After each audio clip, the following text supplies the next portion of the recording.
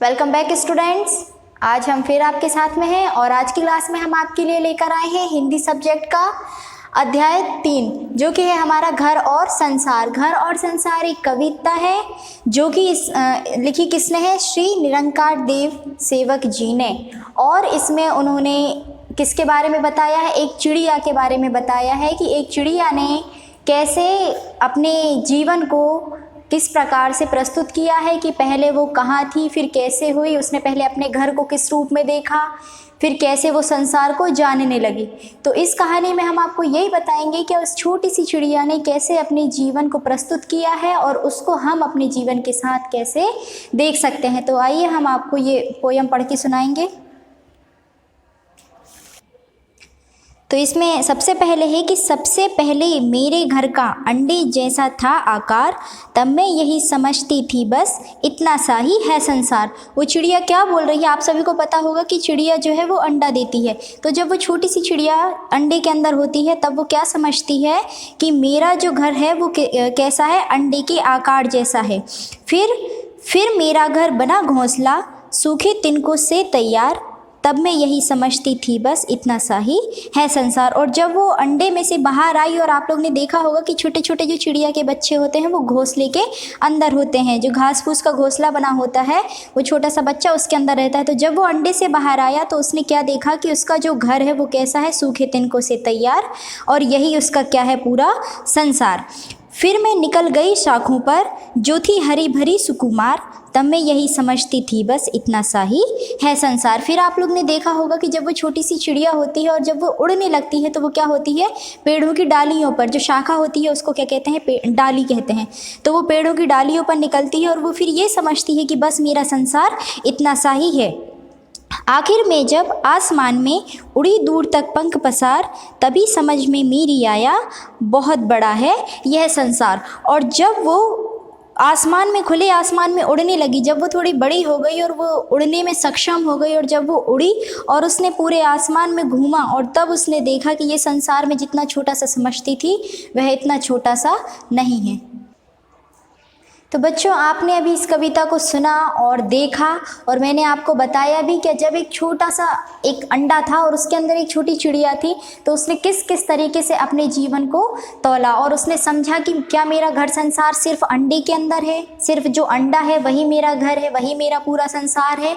लेकिन नहीं, जब वो थोड़ी बड़ी हुई और वो अंडे से बाहर आई तो वो घास फूस के घोंसले में आई, तब उसने फिर ये मन में सोचा कि बस मेरा घर संसार कहाँ तक सीमित है? मेरे घोंसले तक। फिर जब वो और थोड़ी बड़ी हुई और जब वो थोड़ा उड़ के और पेड़ की डालियों शाखाओं पर आई, तब उसने क्या सोच लिया कि मेरा घर संसार अंडे से बाहर निकल कर कहाँ तक आ गया? घोंसले तक। और घोंसले से कहाँ मेरा सीमित रह गया? अब डालियों तक। इसके बाहर शायद मेरी दुनिया नहीं है। लेकिन जब वो थोड़ी और बड़ी हुई उसने और उड़ने की कोशिश की, और जब वो पूरी तरीके से उड़ने में सक्षम हो गई और जब वो खुले आसमान में उड़ी, तब उसने जाना कि मैं जो सोच रही थी कि मेरा घर संसार सिर्फ इतना सा ही है, तो ये मैं गलत सोच रही थी, बल्कि ये जो पूरा संसार है कैसा है? बहुत बड़ा है।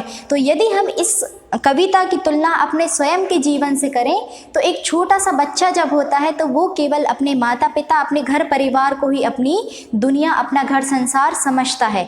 लेकिन जैसे जैसे वो थोड़ा बड़ा होता है तो वो स्कूल आना स्टार्ट करता है, और स्कूल में वो देखता है कि केवल मेरा जो दुनिया है, मेरा घर संसार है, वो मेरे घर से केवल मेरे स्कूल तक है। लेकिन नहीं, जब वो थोड़ा और बड़ा होता है, कॉलेज में जाता है, अपनी आगे की पढ़ाई करता है, और जब वो पूरी दुनिया को समझने की कोशिश करने लगता है, जब उसको समझ आता है कि नहीं, मेरा जो जीवन है केवल मेरे घर से और मेरे स्कूल से बहुत अलग है, मेरी दुनिया क्या है? बहुत बड़ी है, और फिर वो दुनिया को समझने की कोशिश करता है।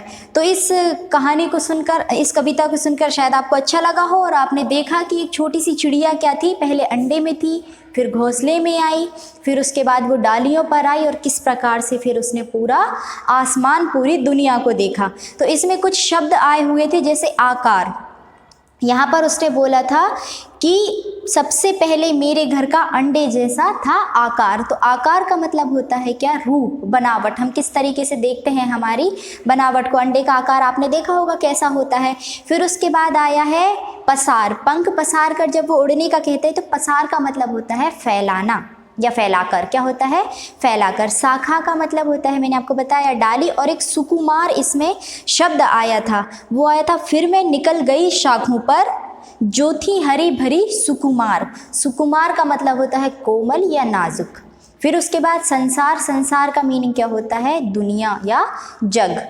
तो आपको मैंने ये पूरी कविता पढ़कर सुनाई जो किसके बारे में है, एक चिड़िया के बारे में है, और इसको किसने लिखा है, श्री निरंकार देव सेवक जी ने। इसके अकॉर्डिंग आपके सामने कुछ प्रश्न हैं।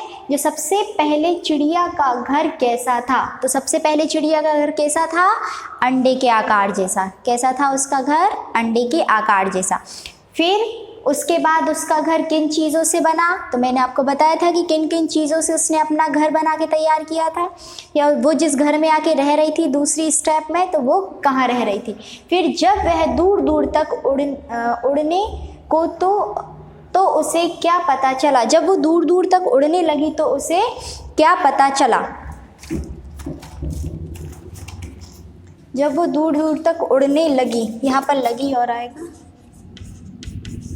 तो उसे क्या पता चला। जब वो दूर दूर आसमान में उड़ने लगी तो उसे क्या पता चला कि वो जो संसार को एकदम छोटा सा, अपने घर को एकदम छोटा सा समझ रही थी, वैसा नहीं है, बल्कि संसार कैसा है, बहुत बड़ा है। तो आप इन प्रश्नों को फिर से पढ़ेंगे और अपने शब्दों में इनके उत्तर लिखने की कोशिश करेंगे।